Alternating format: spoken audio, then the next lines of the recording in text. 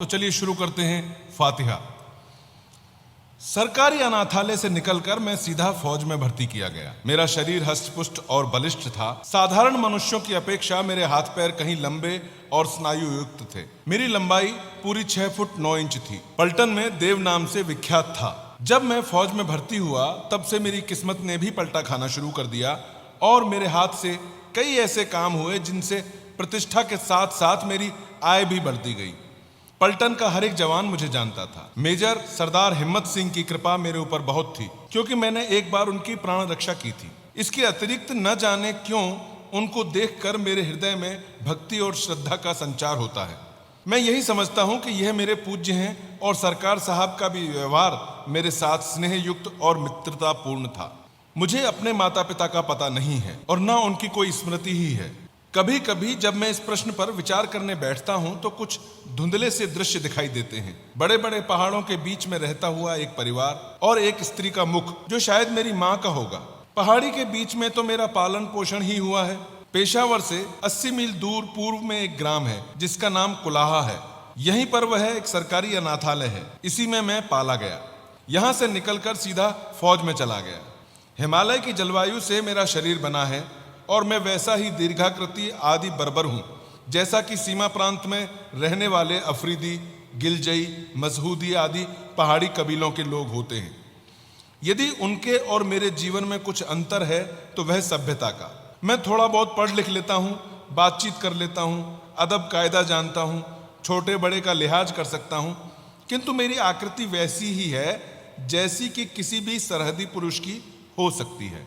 कभी कभी मेरे मन में यह इच्छा बलवती होती है कि स्वच्छंद होकर पहाड़ों की सैर करूं, लेकिन जीविका का प्रश्न मेरी इच्छा को दबा देता है। उस सूखे देश में खाने का कुछ भी ठिकाना नहीं था। वहां के लोग एक रोटी के लिए मनुष्य की हत्या कर डालते, एक कपड़े के लिए मुर्दे की लाश चीर फाड़ कर फेंक देते और एक बंदूक के लिए सरकारी फौज पर छापा मारते हैं। इसके अतिरिक्त उन जंगली जातियों का एक एक मनुष्य मुझे जानता था और मेरे खून का प्यासा था। यदि मैं उन्हें मिल जाता तो जरूर मेरा नामो निशान दुनिया से मिट जाता। न जाने कितने अफरीदियों और गिलजइयों को मैंने मारा था, कितनों को पकड़ पकड़ कर सरकारी जेल खानों में भर दिया था और न मालूम उनके कितने गांवों को जलाकर खाक में मिला दिया था। मैं भी बहुत सतर्क रहता और जहां तक होता एक स्थान पर एक हफ्ते से अधिक न रहता। एक दिन मैं मेजर सरदार हिम्मत सिंह के घर की ओर जा रहा था। उस समय दिन के 2 बजे थे। आजकल छुट्टी सी थी क्योंकि अभी हाल ही में कई गांव भस्मीभूत कर दिए गए थे और जल्दी उनकी तरफ से कोई आशंका नहीं थी। हम लोग निश्चिंत होकर गप और हंसी खेल में दिन गुजारते थे। बैठे बैठे दिल घबरा गया था। सिर्फ मन बहलाने के लिए सरदार साहब के घर की ओर चला, किंतु रास्ते में एक दुर्घटना हो गई। एक बूढ़ा अफरीदी जो अब भी हिंदुस्तानी जवान का सिर मरोड़ देने के लिए काफी था, एक फौजी जवान से भिड़ा हुआ था। मेरे देखते देखते उसने अपनी कमर से एक तेज छुरा निकाला और उसकी छाती में घुसेड़ दिया। उस जवान के पास एक कारतूसी बंदूक थी। बस उसी के लिए यह सब लड़ाई थी। पलक मारते मारते फौजी जवान का काम तमाम हो गया और बूढ़ा बंदूक लेकर भाग गया। मैं उसके पीछे दौड़ा, लेकिन दौड़ने में वह इतना तेज था कि बात की बात में आंखों से ओझल हो गया। मैं भी बेतहाशा उसका पीछा कर रहा था। आखिर सरहद पर पहुंचते पहुंचते उससे 20 हाथ की दूरी पर रह गया। उसने पीछे फिरकर देखा, मैं अकेला उसका पीछा कर रहा था। उसने बंदूक का निशाना मेरी ओर साधा। मैं फौरन ही जमीन पर लेट गया और बंदूक की गोली मेरे सामने पत्थर पर लगी। उसने समझा कि मैं गोली का शिकार हो गया। वह धीरे धीरे सतर्क पदों से मेरी ओर बढ़ा। मैं सांस खींचकर लेट गया। जब वह बिल्कुल मेरे पास आ गया, शेर की तरह उछलकर मैंने उसकी गर्दन पकड़कर जमीन पर पटक दिया और छुरा निकालकर उसकी छाती में घुसेड़ दिया। अफरीदी की जीवन लीला समाप्त हो गई। इसी समय मेरी पलटन के कई लोग भी आ पहुंचे। चारों तरफ से लोग मेरी प्रशंसा करने लगे। अभी तक मैं अपने आपे में न था, लेकिन अब मेरी सुध-बुध वापस आई। न मालूम क्यों उस बुढ़े को देखकर मेरा दिल घबराने लगा। पलटन के जवान भी पहुंच गए और मुझे घायल जानकर अनेक प्रकार के प्रश्न करने लगे। धीरे धीरे मैं उठा और चुपचाप शहर की ओर चला। सिपाही मेरे पीछे पीछे उसी बुढ़े की लाश घसीटते हुए चले। शहर के निवासियों ने जब मेरी जय जयकार का तांता बांध दिया, मैं चुपचाप सरदार हिम्मत सिंह के घर में घुस गया। सरदार साहब उस समय अपने खास कमरे में बैठे हुए कुछ लिख रहे थे। उन्होंने मुझे देखकर पूछा, क्यों, उस अफरीदी को मारा है? मैंने बैठते हुए कहा, जी हाँ सरदार साहब, लेकिन न जाने क्यों मैं कुछ बुज़दिल हो गया हूँ। सरदार साहब ने आश्चर्य से कहा, असद खां और बुज़दिल, ये दोनों एक जगह होना नामुमकिन है। मैंने उठते हुए कहा, सरदार साहब यह तबीयत नहीं लगती, उठकर बाहर बरामदे में बैठिए, न मालूम क्यों मेरा दिल घबराता है। सरदार साहब उठकर मेरे पास आए और स्नेह से मेरी पीठ पर हाथ फेरते हुए कहा, असद तुम दौड़ते दौड़ते थक गए हो और कोई बात नहीं, अच्छा चलो बरामदे में बैठें, शाम की ठंडी हवा तुम्हें ताज़ा कर देगी। सरदार साहब और मैं दोनों बरामदे में जाकर कुर्सियों पर बैठ गए। शहर के चौमुहाने पर उसी वृद्ध की लाश रखी थी और उसके चारों ओर भीड़ लगी हुई थी। बरामदे में जब मुझे बैठे हुए देखा तो लोग मेरी ओर इशारा करने लगे। सरदार साहब ने यह दृश्य देखकर कहा, असद खां, देखा लोगों की निगाह में तुम कितने ऊंचे हो, तुम्हारी वीरता को यहाँ का बच्चा बच्चा सराहता है, अब भी तुम कहते हो कि मैं बुज़दिल हूँ। मैंने मुस्कुराकर कहा, जब से इस बुढ़े को मारा है तब से मेरा दिल मुझे धिक्कार रहा है। सरदार साहब ने हंसकर कहा, क्योंकि तुमने अपने से निर्बल को मारा है। मैंने अपनी दिल जमाई करते हुए कहा, मुमकिन है ऐसा ही हो। इसी समय एक अफरीदी रमणी धीरे धीरे आकर सरदार साहब के मकान के सामने खड़ी हो गई। जो ही सरदार साहब ने देखा उनका मुंह सफेद पड़ गया, उनकी भयभीत दृष्टि उसकी ओर से फिरकर मेरी ओर हो गई। मैं भी आश्चर्य से उनके मुख की ओर निहारने लगा। उस रमणी का सा सुगठित शरीर मर्दों का भी कम होता है। खाकी रंग के मोटे कपड़े की पायजामा और नीले रंग का मोटा कुर्ता पहने हुए थी। बलूची औरतों की तरह सिर पर रुमाल बांध रखा था। रंग चंपई था और यौवन की आभा फूट फूट कर बाहर निकल पड़ती थी। इस समय उसकी आंखों में ऐसी भीषणता थी जो किसी के दिल में भय का संचार करती। रमणी की आंखें सरदार साहब की ओर से फिरकर मेरी ओर आईं और उसने यूं घूरना शुरू किया कि मैं भी भयभीत हो गया। रमणी ने सरदार साहब की ओर देखा और फिर जमीन पर थूक दिया और फिर मेरी ओर देखती हुई धीरे धीरे दूसरी ओर चली गई। रमणी को जाते देखकर सरदार साहब की जान में जान आई। मेरे सिर पर से भी एक बोझ हट गया। मैंने सरदार साहब से पूछा, क्यों, क्या आप जानते हैं? सरदार साहब ने एक गहरी ठंडी सांस लेकर कहा, हाँ बखूबी। एक समय था जब यह मुझ पर जान देती थी और वास्तव में अपनी जान पर खेलकर मेरी रक्षा भी की थी, लेकिन अब इसको मेरी सूरत से भी नफरत है। इसी ने मेरी स्त्री की हत्या की है। इसे जब कभी देखता हूं मेरे होश हवास काफूर हो जाते हैं और वही दृश्य मेरी आंखों के सामने नाचने लगता है।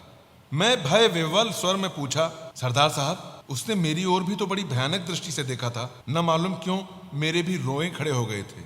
सरदार साहब ने सिर हिलाते हुए बड़ी गंभीरता से कहा, असद खां, तुम भी होशियार रहो। शायद इस बूढ़े अफरीदी से इसका संपर्क है। मुमकिन है यह उसका भाई या बाप हो। तुम्हारी ओर उसका देखना कोई मानी रखता है। बड़ी भयानक स्त्री है। सरदार साहब की बात सुनकर मेरी नस नस कांप उठी।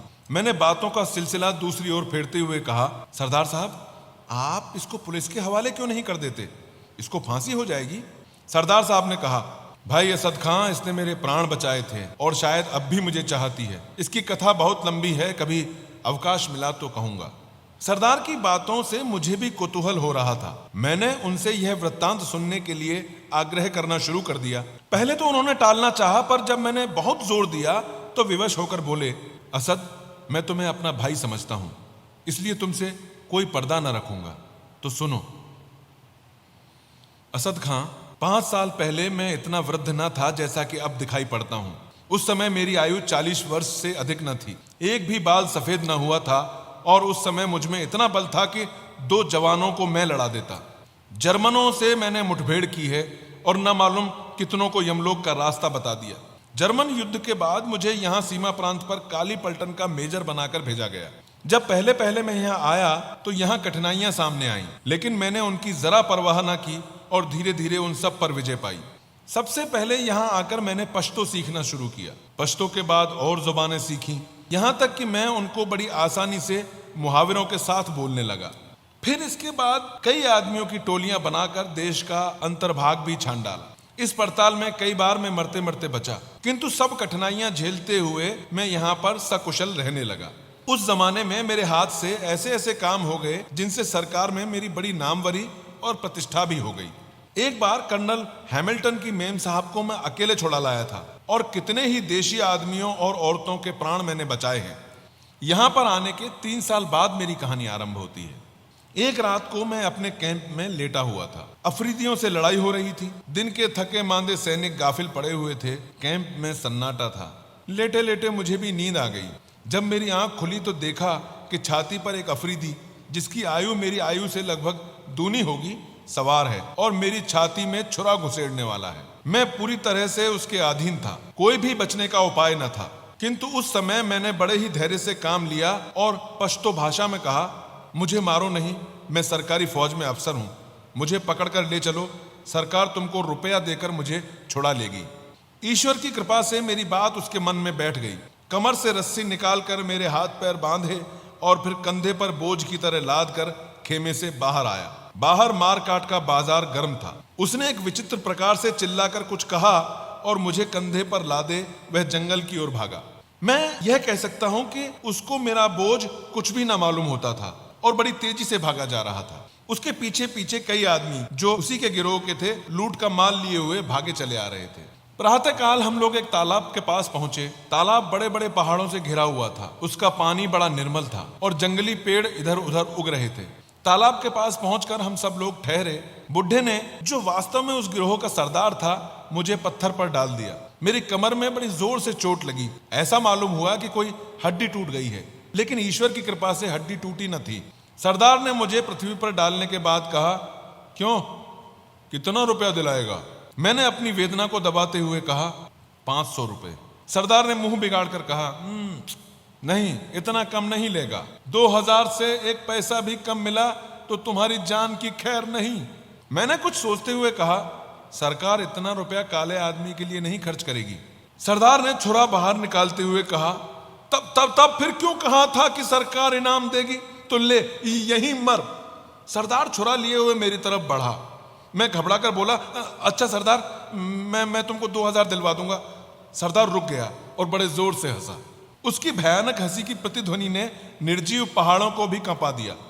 मैंने मन ही मन कहा, बड़ा भयानक आदमी है। गिरोह के दूसरे आदमी अपनी अपनी लूट का माल सरदार के सामने रखने लगे।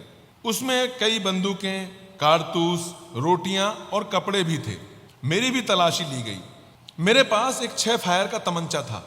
तमंचा पाकर सरदार उछल पड़ा और फिर उसे फिरा फिरा कर देखने लगा। वहीं पर उसी समय हिस्सा बांट शुरू हो गया। बराबर का हिस्सा लगा, लेकिन मेरा रिवॉल्वर उसमें शामिल नहीं किया गया। वह सरदार साहब की खास चीज थी। थोड़ी देर विश्राम करने के बाद फिर यात्रा शुरू हुई।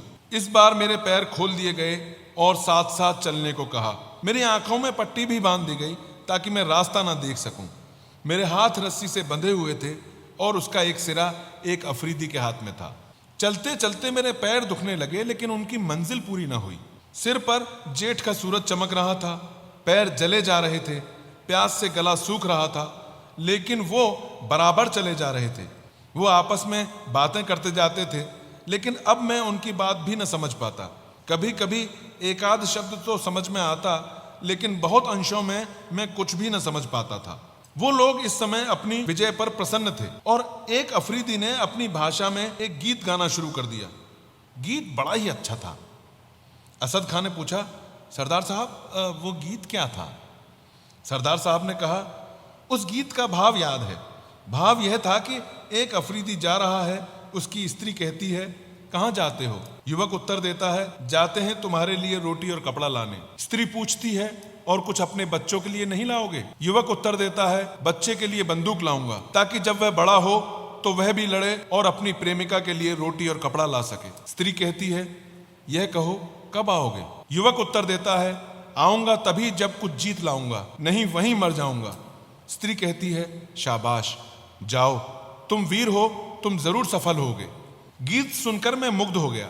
गीत समाप्त होते होते हम लोग भी रुक गए। मेरी आंखें खोली गईं। सामने बड़ा सा मैदान था और चारों ओर गुफाएं बनी हुई थी, जो उन्हीं लोगों के रहने की जगह थी। फिर मेरी तलाशी ली गई और इस दफे सब कपड़े उतरवा लिए गए, केवल पायजामा रह गया। सामने एक बड़ा सा शिलाखंड रखा हुआ था। सब लोगों ने मिलकर उसे हटाया और मुझे उसकी ओर ले चले। मेरी आत्मा कांप उठी, ये तो जिंदा कब्र में डाल देंगे। मैंने बड़ी ही वेदनापूर्ण दृष्टि से सरदार की ओर देखकर कहा, सरदार, सरकार तुम्हें रुपया देगी, मुझे मारो नहीं। सरदार ने हंसकर कहा, अरे तुम्हें मारता कौन है, कैद किया जाता है। इस घर में बंद रहोगे, जब रुपया आ जाएगा छोड़ दिए जाओगे। सरदार की बात सुनकर मेरे प्राण में प्राण आए। सरदार ने मेरी पॉकेट बुक और पेंसिल सामने रखते हुए कहा, लो इसमें लिख दो, अगर एक भी पैसा कम आया तो तुम्हारी जान की खैर नहीं। मैंने कमिश्नर साहब के नाम एक पत्र लिखकर दे दिया। उन लोगों ने मुझे उसी अंधकूप में लटका दिया और रस्सी खींच ली। सरदार साहब ने एक लंबी सांस ली और कहना शुरू किया, असद खां, जिस समय मैं उस कुएं में लटकाया जा रहा था, मेरी अंतरात्मा कांप रही थी। नीचे घटाटोप अंधकार की जगह हल्की चांदनी छाई हुई थी। भीतर से गुफा न बहुत छोटी थी और न बहुत बड़ी थी। फर्श खुरदरा था। ऐसा मालूम होता था कि बरसों यहाँ पर पानी की धारा गिरी है और यह गड्ढा तब जाकर तैयार हुआ है। पत्थर की मोटी दीवार से वह कूप घिरा हुआ था और उसमें जहां तहां छेद थे जिनसे प्रकाश और वायु आती थी। नीचे पहुंचकर मैं अपनी दशा का हेर फेर सोचने लगा। दिल बहुत घबराता था। काल कोठरी की यंत्रणा भोगना भी भाग्य में विधाता ने लिख दिया था। धीरे धीरे संध्या का आगमन हुआ। उन लोगों ने अभी तक मेरी कुछ खोज खबर न ली थी। भूख से आत्मा व्याकुल हो रही थी। बार बार विधाता और अपने को कोसता। जब मनुष्य निरुपाय हो जाता है तो विधाता को ही कोसता है। अंत में एक छेद से 4 बड़ी बड़ी रोटियां किसी ने बाहर से फेंकी। जिस तरह कुत्ता एक रोटी के टुकड़े पर दौड़ता है, वैसे ही मैं दौड़ा और उठाकर इस छेद की ओर देखने लगा। लेकिन फिर किसी ने कुछ न फेंका और न कुछ आदेश ही मिला। मैं बैठकर रोटियां खाने लगा। थोड़ी देर बाद उसी छेद पर एक लोहे का प्याला रख दिया गया जिसमें पानी भरा हुआ था। मैंने परमात्मा को धन्यवाद देकर पानी उठा लिया और पिया। जब आत्मा कुछ तृप्त हुई तो कहा, थोड़ा पानी और चाहिए। इस पर दीवार की उस ओर से एक भीषण हंसी की प्रतिध्वनि सुनाई दी और किसी ने खनखनाते हुए स्वर में कहा, पानी अब कल मिलेगा, प्याला दे दो, नहीं तो कल भी पानी नहीं मिलेगा। क्या करता, हार कर प्याला वहीं पर रख दिया। इसी प्रकार कई दिन बीत गए। नित्य दोनों समय 4 रोटियां और एक प्याला पानी मिल जाता था। धीरे धीरे मैं भी इस शुष्क जीवन का आदी हो गया। निर्जनता अब उतनी न खलती थी। कभी कभी मैं अपनी भाषा में और कभी कभी पश्तो में गाता। इससे तबीयत कुछ बहल जाती और हृदय भी शांत हो जाता। एक दिन रात्रि के समय मैं एक पश्तो गीत गा रहा था। मजनू झुलसाने वाले बगुलों से कह रहा था, तुम में क्या वह हरारत नहीं जो काफिलों को जलाकर राख कर देती है? आखिर वह गर्मी मुझे क्यों नहीं जलाती? क्या इसलिए कि मेरे अंदर खुद एक ज्वाला भरी हुई है? देखो, जब लैला ढूंढती हुई यहाँ आए तो मेरा शरीर बालू से ढक देना, नहीं तो शीशे की तरह लैला का दिल टूट जाएगा। मैंने गाना बंद कर दिया। उसी समय छेद से किसी ने कहा, कैदी फिर तो गाओ। मैं चौंक पड़ा। कुछ खुशी भी हुई, कुछ आश्चर्य भी। पूछा, तुम कौन हो? उसी छेद में से उत्तर मिला, मैं हूं तूरिया, सरदार की लड़की। मैंने पूछा, क्या तुमको यह गाना पसंद है? तूरिया ने उत्तर दिया, हाँ कैदी, गाओ, मैं फिर सुनना चाहती हूँ। मैं हर्ष से गाने लगा। गीत समाप्त होने पर तूरिया ने कहा, तुम रोज यही गीत मुझे सुनाया करो, मैं इसके बदले में तुम्हें रोटियां और पानी दूंगी। तूरिया चली गई। इसके बाद मैं सदा रात के समय वही गीत गाता और तूरिया सदा दीवार के पास आकर सुनती। मेरे मनोरंजन का एक मार्ग निकल आया। धीरे धीरे 1 मास बीत गया, पर किसी ने अभी तक मेरे छुड़ाने के लिए रुपया ना भेजा। ज्यों ज्यों दिन बीतते जाते मैं जीवन से हताश और निराश होता जाता। ठीक 1 महीने बाद सरदार ने आकर कहा, कैदी, कल तक अगर रुपया ना आएगा तो तुम मार डाले जाओगे। अब रोटियां नहीं खिला सकते। मुझे जीवन की कुछ आशा न रही। उस दिन कुछ न खाया गया मुझसे और न कुछ पिया गया। रात हुई, फिर रोटियां फेंक दी गईं, लेकिन खाने की इच्छा नहीं हुई। निश्चित समय पर तूरिया ने आकर कहा, कैदी, गाना गाओ। उस दिन मुझे कुछ अच्छा न लगता था। मैं चुप था। तूरिया ने फिर कहा, कैदी, क्या सो गया? मैंने बड़े ही मलिन स्वर में कहा, नहीं, आज सोकर क्या करूंगा, कल सोऊंगा कि फिर जागना ही ना पड़े। तूरिया ने प्रश्न किया, क्यों? क्या सरकार रुपया ना भेजेगी? मैंने उत्तर दिया, भेजेगी तो, लेकिन कल तो मैं मार डाला जाऊंगा। मेरे मरने के बाद रुपया भी आया तो मेरे किस काम का? तूरिया ने सांत्वनापूर्ण स्वर में कहा, अच्छा तुम गाओ, मैं कल तुम्हें मरने न दूंगी। मैंने गाना गाना शुरू किया। जाते समय तूरिया ने पूछा, कैदी, तुम कटहरे में रहना पसंद करते हो? मैंने सहर्ष उत्तर दिया, हाँ, किसी तरह इस नरक से तो छुटकारा मिले। तूरिया ने कहा, अच्छा, कल मैं अब्बा से कहूंगी। दूसरे ही दिन मुझे अंधकूप से बाहर निकाला गया। मेरे दोनों पैर 2 मोटी शहतीरों के छेदों में बंद कर दिए गए और वह काठ की ही कीलों से प्राकृतिक गड्ढों में कस दिए गए। सरदार ने मेरे पास आकर कहा, कैदी, 15 दिन की अवधि और दी जाती है, इसके बाद तुम्हारी गर्दन तन से अलग कर दी जाएगी। आज दूसरा खत अपने घर को लिखो, अगर ईद तक रुपया ना आया तो तुम्ही को हलाल कर दिया जाएगा। मैंने दूसरा पत्र लिखकर दे दिया। सरदार के जाने के बाद तूरिया आई। यह वही रमणी थी जो अभी गई है। यही उस सरदार की लड़की थी, यही मेरा गाना सुनती थी और इसी ने सिफारिश करके मेरी जान बचाई थी। तूरिया आकर मुझे घूरने लगी। मैं भी उसकी ओर देखने लगा।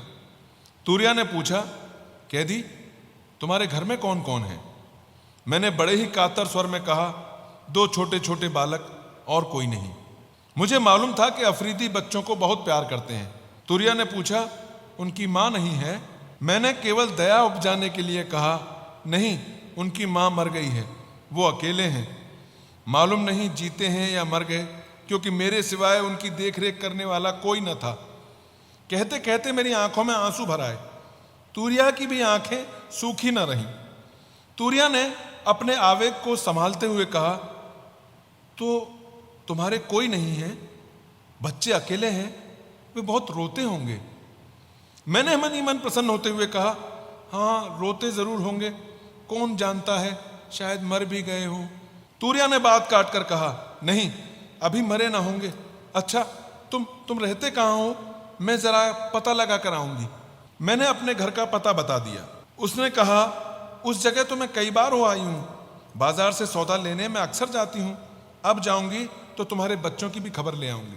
मैंने शंकित हृदय से पूछा, कब जाओगी?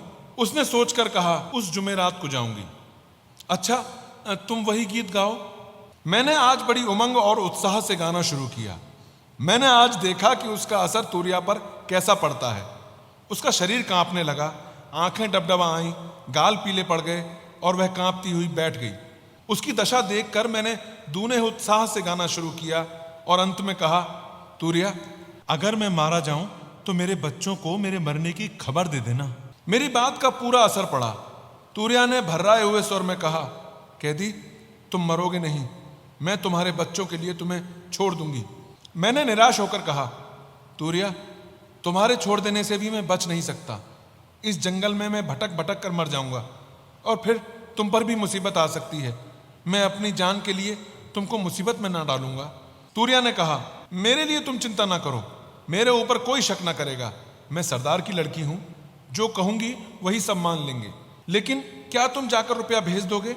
मैंने प्रसन्न होकर कहा, हाँ तूरिया, मैं रुपया भेज दूंगा। तूरिया ने जाते हुए कहा, तो मैं भी तुम्हें छुटकारा दिला दूंगी। इस घटना के बाद तूरिया सदैव मेरे बच्चों के संबंध में बातें करती। असद खां, सचमुच इन अफरीदियों को बच्चे बहुत प्यारे होते हैं। विधाता ने यदि उन्हें बर्बर हिंसक पशु बनाया है तो मनुष्योचित प्रकृति से वंचित भी नहीं रखा है। आखिर जुमेरात आई और अभी तक सरदार वापस ना आया, न कोई उस गिरोह का आदमी ही वापस आया। उस दिन संध्या समय तूरिया ने आकर कहा, कैदी, अब मैं नहीं जा सकती क्योंकि मेरा पिता अभी तक नहीं आया। यदि कल ना आया तो मैं तुम्हें रात को छोड़ दूंगी। तुम अपने बच्चों के पास जाना, लेकिन देखो, रुपया भेजना ना भूलना, मैं तुम पर विश्वास करती हूँ। उस दिन मैंने बड़े उत्साह से गाना गाया। आधी रात तक तूरिया सुनती रही, फिर सोने चली गई। मैं भी ईश्वर से मनाता रहा कि कल और सरदार ना आए। काठ में बंधे बंधे मेरा पैर बिल्कुल निकम्मा हो गया था, तमाम शरीर दुख रहा था। इससे तो मैं काल कोठरी में ही अच्छा था, क्योंकि वहां हाथ पैर तो हिला डुला सकता था। दूसरे दिन भी गिरोह वापस ना आया। उस दिन तूरिया बहुत चिंतित थी। शाम को आकर तूरिया ने मेरे पैर खोलकर कहा, कैदी, अब तुम जाओ, चलो मैं थोड़ी दूर तुम्हें पहुंचा दूं। थोड़ी देर तक मैं अवश्य लेटा रहा। धीरे धीरे मेरे पैर ठीक हुए और ईश्वर को धन्यवाद देता हुआ तूरिया के साथ चल दिया। तूरिया को प्रसन्न करने के लिए मैं रास्ते भर गीत गाता आया। तूरिया बार बार सुनती और बार बार रोती। आधी रात के करीब मैं उस तालाब के पास पहुंचा। वहां पहुंचकर तूरिया ने कहा, सीधे चले जाओ, तुम पेशावर पहुंच जाओगे। देखो होशियारी से जाना, नहीं तो कोई तुम्हें अपनी गोली का शिकार बना डालेगा। यह लो तुम्हारे कपड़े हैं, लेकिन रुपया भेज देना, तुम्हारी जमानत मैं लूंगी। अगर रुपया ना आया तो मेरे प्राण जाएंगे और तुम्हारे भी। अगर रुपया आ जाएगा तो कोई भी अफरीदी तुम पर हाथ ना डालेगा, चाहे तुम किसी को मार भी डालो। जाओ, ईश्वर तुम्हारी रक्षा करे और तुमको अपने बच्चों से मिलाए। तूरिया फिर ठहरी नहीं, गुनगुनाती हुई लौट पड़ी। रात दोपहर बीत चुकी थी, चारों ओर भयानक निस्तब्धता छाई हुई थी। केवल वायु साए साए करती हुई बह रही थी। आकाश के बीचों बीच चंद्रमा अपनी 16 कलाओं से चमक रहा था। तालाब के तट पर रुकना सुरक्षित न था। मैं धीरे धीरे दक्षिण की ओर बढ़ा, बार बार चारों ओर देखता जाता। ईश्वर की कृपा से प्रातःकाल होते होते मैं पेशावर की सरहद पर पहुंच गया। सरहद पर सिपाहियों का पहरा था। मुझे देखते ही तमाम फौज भर में हलचल मच गई। सभी लोग मुझे मरा हुआ समझते थे। जीता जागता हुआ लौटा देखकर सभी प्रसन्न हो गए। कर्नल हैमिल्टन साहब भी समाचार पाकर उसी समय मिलने आए और सब हाल पूछकर कहा, मेजर साहब, मैं आपको मरा हुआ समझता था।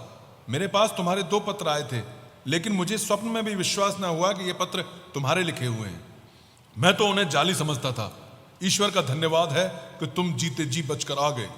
मैंने कर्नल साहब को धन्यवाद दिया और मन ही मन कहा, काले आदमी का लिखा हुआ जाली था, और अगर कहीं गोरा आदमी लिखता तो 2 की कौन कहे 4000 रुपया पहुंच जाता, और न जाने कितने ही गांव जला दिए जाते, और न जाने क्या क्या होता। मैं चुपचाप अपने घर आया। बाल बच्चों को पाकर आत्मा संतुष्ट हुई। उसी दिन एक विश्वासी अनुचर के द्वारा 2000 रुपये तुरिया के पास भेज दिया। सरदार ने एक ठंडी सांस लेकर कहा, असद खां, अभी मेरी कहानी समाप्त नहीं हुई है। अभी तो दुखांत भाग अवशेष ही है। यहां आकर मैं धीरे धीरे अपनी सब मुसीबतें भूल गया, लेकिन तूरिया को ना भूल सका। तूरिया की कृपा से ही मैं अपनी स्त्री और बच्चों से मिल पाया था। यही नहीं, जीवन भी पाया था। फिर भला मैं उसे कैसे भूल जाता। महीनों और सालों बीत गए। मैंने तूरिया को ना उसके बाप को किसी को नहीं देखा। तूरिया ने आने के लिए कहा भी था, लेकिन वो आई नहीं। वहां से आकर मैंने अपनी स्त्री को उसके मायके भेज दिया था, क्योंकि ख्याल था कि शायद तूरिया आए तो फिर मैं झूठा बन जाऊंगा। लेकिन अब 3 साल बीत गए और तूरिया ना आई, तो मैं निश्चिंत हो गया और स्त्री को मायके से बुला लिया। हम लोग सुखपूर्वक दिन काट रहे थे कि अचानक फिर दुर्दशा की घड़ी आ गई। एक दिन संध्या समय इसी बरामदे में बैठा हुआ अपनी स्त्री से बातें कर रहा था कि किसी ने बाहर का दरवाजा खटखटाया। नौकर ने दरवाजा खोल दिया और बेधड़क जीना चढ़ती हुई एक काबुली औरत ऊपर चली आई। उसने बरामदे में आकर विशुद्ध पश्तो भाषा में पूछा, सरदार साहब कहाँ हैं? मैंने कमरे के भीतर आकर पूछा, तुम कौन हो और क्या चाहती हो? उस स्त्री ने कुछ मूंगे निकालते हुए कहा, यह मूंगे मैं बेचने के लिए आई हूं, खरीदिएगा? यह कहकर उसने बड़े बड़े मूंगे निकालकर मेरी मेज पर रख दिए। मेरी स्त्री भी मेरे साथ कमरे के भीतर आई थी। वह मूंगे उठाकर देखने लगी। उसी काबुली स्त्री ने पूछा, सरदार साहब, यह कौन है आपकी? मैंने उत्तर दिया, मेरी स्त्री है, और कौन है? काबुली स्त्री ने कहा, आपकी स्त्री तो मर चुकी थी, क्या आपने दूसरा विवाह किया है? मैंने रोषपूर्ण स्वर में कहा, चुप बेवकूफ कहीं की, तू मर गई होगी। मेरी स्त्री पश्तो नहीं जानती थी। वह तन्मय होकर मूंगे देख रही थी, किंतु मेरी बात सुनकर न मालूम क्यों काबुली औरत की आंखें चमकने लगी। उसने बड़े ही तीव्र स्वर में कहा, हाँ, बेवकूफ न होती तो तुम्हें छोड़ कैसे देती? दोजखी पिल्ले, मुझसे झूठ बोला। ले, अगर तेरी स्त्री न मरी थी तो अब मर गई। कहते कहते शेरनी की तरह लपक कर उसने एक तेज छुरा मेरी स्त्री की छाती में घुसेड़ दिया। मैं उसे रोकने के लिए आगे बढ़ा, लेकिन वह कूद कर आंगन में चली गई और बोली, अब पहचान ले, मैं तूरिया हूं। मैं आज तेरे घर में रहने के लिए आई थी। मैं तुझसे विवाह करती और तेरी होकर रहती। तेरे लिए मैंने बाप, घर सब कुछ छोड़ दिया था, लेकिन तू झूठा है, मक्कार है। तू अब अपनी बीवी के नाम को रो, मैं आज से तेरे नाम को रोऊंगी। यह कहकर वह स्त्री तेजी से नीचे चली गई। अब मैं अपनी स्त्री के पास पहुंचा। छुरा ठीक हृदय में लगा था। एक ही बार में उसका काम तमाम कर दिया था। डॉक्टर बुलवाया, लेकिन वह मर चुकी थी। कहते कहते सरदार साहब की आंखों में आंसू भर आए। उन्होंने अपनी भीगी हुई आंखों को पोंछकर कहा, असद खां, मुझे स्वप्न में भी अनुमान न था कि तूरिया इतनी पिशाच हृदय हो सकेगी। अगर मैं पहले उसे पहचान लेता तो यह आफत न आने पाती, लेकिन कमरे में अंधकार था और इसके अतिरिक्त मैं उसकी ओर से निराश हो चुका था। तब से फिर तूरिया नहीं आई। अब जब कभी मुझे देखती है तो मेरी ओर देखकर नागिन की भांति फुफकारती हुई चली जाती है। इसे देखकर मेरा हृदय कांपने लगता है और मैं अवश हो जाता हूँ। कई बार कोशिश की मैं इसे पकड़वा दूं, लेकिन उसे देखकर मैं बिल्कुल निकम्मा हो जाता हूँ। हाथ पैर बेकाबू हो जाते हैं और मेरी सारी वीरता हवा हो जाती है। यही नहीं, तूरिया का मोह अब भी मेरे ऊपर है। मेरे बच्चों को हमेशा वह कोई ना कोई बहुमूल्य चीज दे जाती है। जिस दिन बच्चे उसे नहीं मिलते, दरवाजे के भीतर फेंक जाती है। उनमें एक कागज का टुकड़ा बंधा रहता है जिसमें लिखा रहता है, सरदार साहब के बच्चों के लिए। मैं अभी तक इस स्त्री को समझ नहीं पाया। जितना ही समझने का यत्न करता हूँ उतनी ही याद कठिन होती जाती है। नहीं समझ में आता कि वह मानवी है या राक्षसी। इसी समय सरदार साहब के लड़के ने आकर कहा, देखिए यही औरत यह सोने का ताबीज दे गई है। सरदार ने मेरी ओर देखकर कहा, देखा असद खां, मैं तुमसे कहता ना था, देखो आज भी यह ताबीज दे गई। न मालूम कितने ही ताबीज और न जाने कितनी ही दूसरी चीजें अर्जुन और निहाल को दे गई होगी। कहता हूं तूरिया बड़ी ही विचित्र स्त्री है। सरदार साहब से विदा होकर मैं घर चला। चौरास्ते से बुढ़े की लाश हटा दी गई थी, पर वहां पहुंचकर मेरे रोए खड़े हो गए। मैं आप एक मिनट वहां खड़ा हो गया। सहसा पीछे देखा, छाया की भांति एक स्त्री मेरे पीछे पीछे चली आ रही थी। मुझे खड़ा देखकर वह स्त्री रुक गई और एक दुकान से कुछ खरीदने लगी। मैंने अपने हृदय से प्रश्न किया, क्या वह तूरिया है? हृदय ने उत्तर दिया, हाँ शायद वही है। तूरिया मेरा पीछा क्यों कर रही है? यह सोचता हुआ मैं घर पहुंचा और खाना खाकर लेटा। पर आज घटनाओं का मुझ पर ऐसा असर पड़ा था कि किसी भी तरह नींद ना आती थी। जितना ही मैं सोने का यत्न करता उतनी ही नींद मुझसे दूर चली जाती। फौजी घड़ियाल ने 12 बजाए, 1 बजाए, 2 बजाए, लेकिन मुझे नींद न थी। मैं करवटें बदलता हुआ सोने का उपक्रम कर रहा था। इसी उधेड़-बुन में कब नींद ने मुझे धर दबाया, मुझे जरा भी याद नहीं। यद्यपि मैं सो रहा था, लेकिन मेरा ज्ञान जग रहा था। मुझे ऐसा मालूम हुआ कि कोई स्त्री जिसकी आकृति तूरिया से बहुत कुछ मिलती थी, लेकिन उससे कहीं अधिक भयावनी थी, दीवार फोड़कर भीतर घुस आई है। उसके हाथ में एक तेज छुरा है जो लालटेन के प्रकाश में चमक रहा है। वह दबे पांव सतर्क नेत्रों से ताकती हुई धीरे धीरे मेरी ओर बढ़ रही है। मैं उसे देखकर उठना चाहता हूं, लेकिन मेरे हाथ पैर काबू में नहीं है, मानो उसमें जान ही नहीं। वह स्त्री मेरे पास पहुंच गई, थोड़ी देर तक मेरी ओर देखा और फिर अपने छुरे वाले हाथ को ऊपर उठाया। मैं चिल्लाने का उपक्रम करने लगा, लेकिन मेरी घिग्गी बंद गई, शब्द कंठ से फूटा ही नहीं। उसने मेरे दोनों हाथों को अपने घुटने के नीचे दबाया और मेरी छाती पर सवार हो गई। मैं छटपटाने लगा और मेरी आंखें खुल गईं। सचमुच एक काबुली औरत मेरी छाती पर सवार थी। उसके हाथ में छुरा था। वो छुरा मारना ही चाहती थी कि मैंने पूछा, कौन? तूरिया? यह वास्तव में तूरिया ही थी।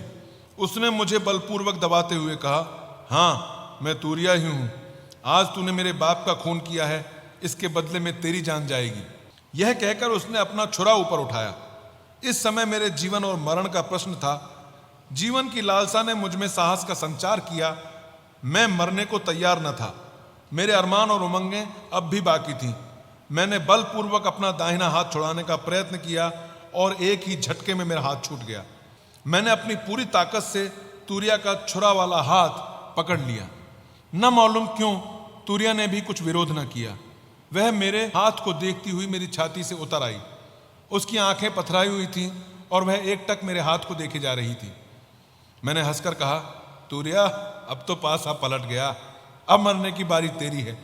तेरे बाप को मारा और अब तुझे मारता हूं। तूरिया अब भी एकटक मेरे हाथ की ओर देख रही थी। उसने कुछ भी उत्तर ना दिया। मैंने उसे झंझोड़ते हुए कहा, बोलती क्यों नहीं? अब तो तेरी जान मेरी मुट्ठी में है।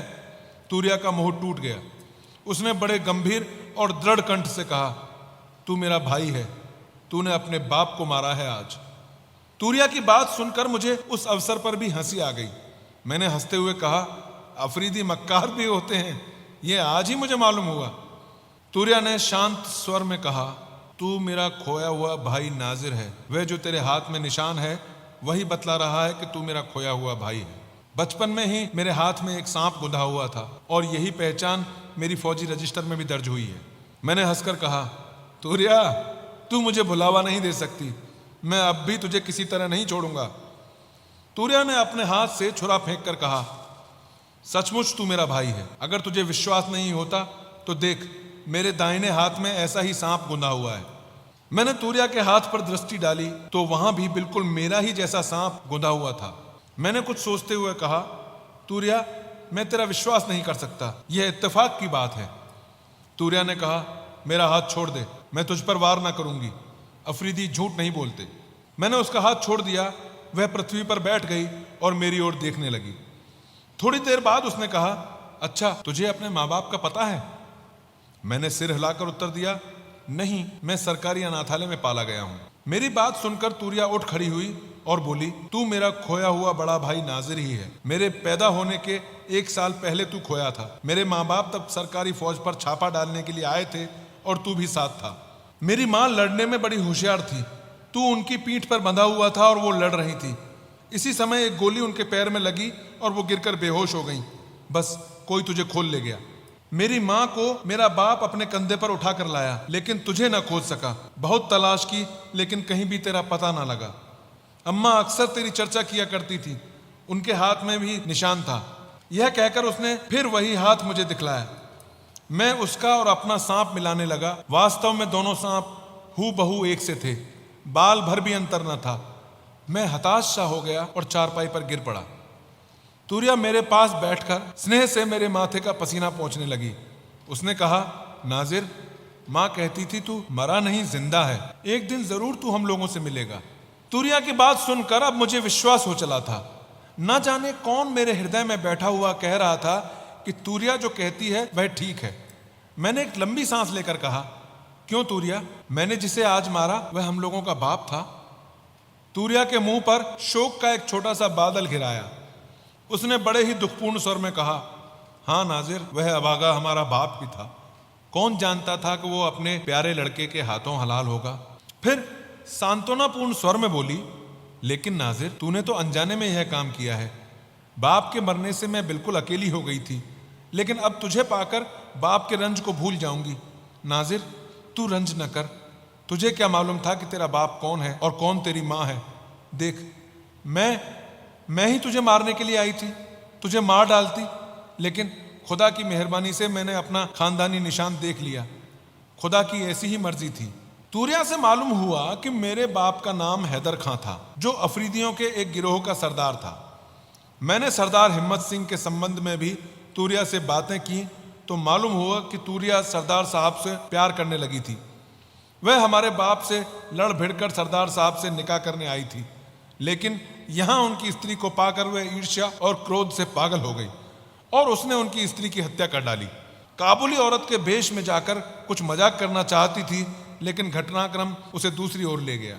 मैंने सरदार साहब की दशा का वर्णन किया। सुनकर वह कुछ सोचती रही, फिर कहा, नहीं, वह आदमी झूठा और दगाबाज है, मैं उससे निकाह नहीं करूंगी, लेकिन तेरी खातिर अब सब भूल जाऊंगी। कल उनके बच्चों को ले आना, मैं प्यार करूंगी। प्रातःकाल तूरिया को देखकर मेरा नौकर आश्चर्य करने लगा। मैंने उससे कहा, यह मेरी बहन है। नौकर को मेरी बात पर विश्वास न हुआ। तब मैंने विस्तार पूर्वक सब हाल कहा और उसी समय अपने बाप की लाश की खबर लेने के लिए भेजा। नौकर ने आकर कहा, लाश अभी तक थाने पर रखी हुई है। मैंने बड़े साहब के नाम एक पत्र लिखकर सब हाल बता दिया और लाश पाने के लिए दरख्वास्त की। उसी समय साहब के यहाँ से स्वीकृति आ गई। एक पत्र लिखकर मेजर साहब को भी बुलाया। मेजर साहब ने आकर कहा, क्या बात है असद, इतनी जल्दी आने के लिए क्यों लिखा? मैंने हंसते हुए कहा, मेजर साहब, मेरा नाम अब असद नहीं रहा, मेरा असली नाम है नाजिर।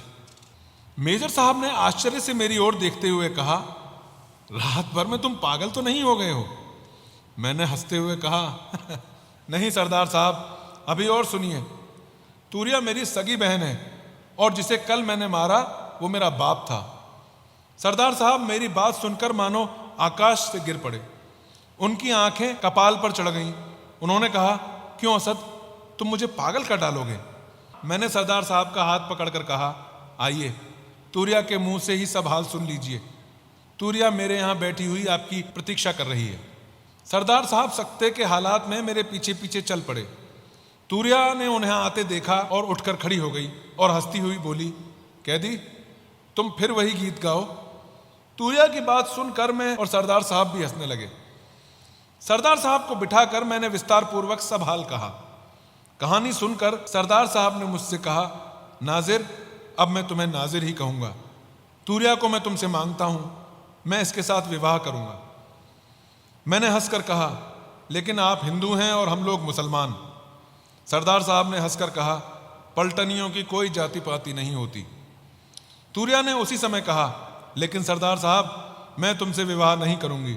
हाँ, अगर तुम अपने दोनों बच्चों को मेरे पास भेज दो तो मैं उनकी मां बन जाऊंगी।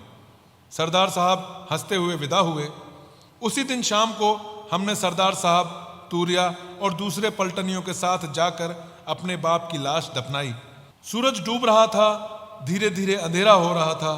हम दोनों, तूरिया और मैं, अपने बाप की कब्र पर फातिहा पढ़ रहे थे।